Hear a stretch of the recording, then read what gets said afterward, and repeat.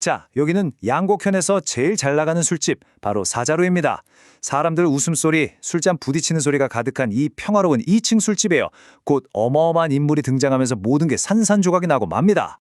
갑자기 시끌벅적하던 술집에 누가 찬물을 확 끼얹은 것처럼 조용해져요. 손님 한 명이 새하얗게 질린 얼굴로 문 쪽을 가리키면서 소리를 지릅니다. 그곳엔 글쎄요, 마치 지옥에서 막 걸어 나온 것 같은 사내가 서 있었던 거죠. 그를 본 순간 술집 안의 공기가 공포로 그냥 꽝 하고 얼어붙습니다.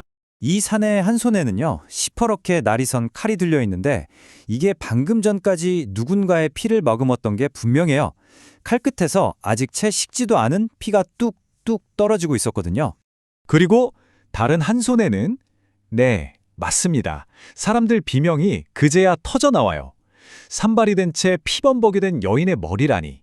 이건 바로 자신의 형수인 반금년을 직접 처단하고 그 머리를 들고 온 거였습니다. 이 끔찍한 광경의 주인공, 바로 맨손으로 호랑이를 때려잡았던 영웅, 무송입니다. 술집은 순식간에 아수라장이 되고 다들 살겠다고 도망치는데 딱 한 사람만 그 자리에 얼어붙어 있었어요. 바로 서문경이죠. 무송의 복수가 향하는 최종 목적지, 바로 그였으니까요. 아니, 무송이 대체 왜 이렇게까지 잔혹한 복수를 하는 걸까요? 잠깐 짚어보면 이렇습니다. 형 무대량이 서문경과 형수 반금년의 불륜 끝에 독살을 당했죠. 그런데 서문경한테 뇌물을 받은 관리가 이 사건을 그냥 덮어버린 겁니다. 법이 정의를 외면하니까 결국 무송이 직접 칼을 들게 된 거죠. 먼저 형수를 처단했고 이제 마지막 원수가 바로 눈앞에 서 있는 겁니다. 서문경, 이 간악한 놈아! 무송의 외침이 사자루 전체를 뒤흔듭니다. 그리고는 손에 들고 있던 반금년의 머리를 무슨 무기처럼 서문경 얼굴을 향해 그대로 집어던져버려요. 피비린내와 함께 두 남자의 운명을 건 결투가 이렇게 시작됩니다. 근데요, 서문경도 그렇게 만만한 상대는 아니었습니다. 날아오는 머리를 휙 피하면서 아주 재빠르게 몸을 날려서 무송의 손을 향해 강력한 발차기를 빡 하고 날립니다. 반격이 정말 날카로웠어요. 쨍그랑! 서문경의 발차기가 정확하게 들어갔습니다. 무송이 손목에 전해지는 충격을 이기지 못하고 그만 칼을 놓치고 말아요. 복수의 상징이었던 칼이 바닥을 나뒹구는 정말 아찔한 순간이죠. 무기를 잃었지만 무송은 전혀 흔들리지 않았습니다. 오히려 이제부터가 진짜 싸움이다 하는 것 같았죠. 좁아터진 술집 안에서 오직 두 주먹과 맨몸의 힘만으로 부딪히는 훨씬 더 격렬한 육탄전이 벌어집니다. 그리고 마침내 결정적인 순간이 찾아옵니다. 무송이 서문경의 멱살에 확 낚아채요. 예전에 경양강에서 호랑이를 들어올렸던 그 어마어마한 괴력으로 서문경을 무슨 집단처럼 번쩍 들어올리더니 그대로 창문을 향해 돌진합니다. 와장창, 유리창 깨지는 소리와 함께 서문경은 비명을 지르며 2층 아래 거리로 그대로 곤두박질 치죠. 정말 통쾌한 한 방이었지만 이걸로 복수가 끝난 건 아니었어요. 무송은 망설임 없이 자기도 깨진 창문 밖으로 몸을 날려서 서문경이 떨어진 거리로 뛰어내립니다. 형을 위한 정의를 자기 손으로 완성하기 위해서 말이죠.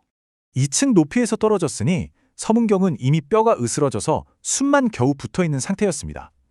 차가운 돌바닥 위에서 신음하면서 자신에게 다가오는 죽음을 무력하게 지켜볼 수밖에 없었죠. 무송은 조금의 망설임도 없이 바닥에 떨어진 자기 칼을 주워서 서문경의 목을 베어버립니다.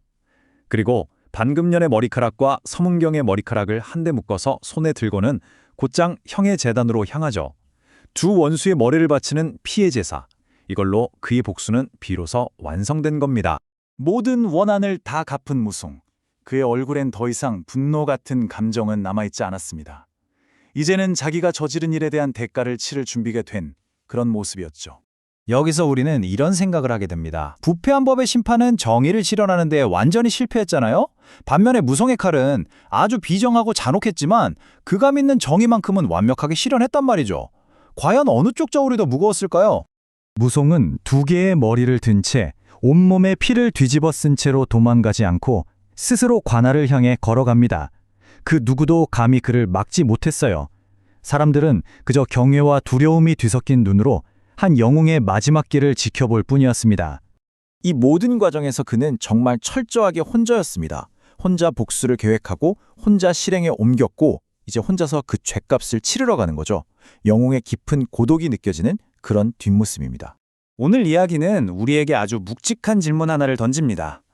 법이 제 기능을 못하고 정의를 외면해버릴 때 개인이 직접 휘두르는 복수의 칼날은 과연 정당하다고 할 수 있을까요?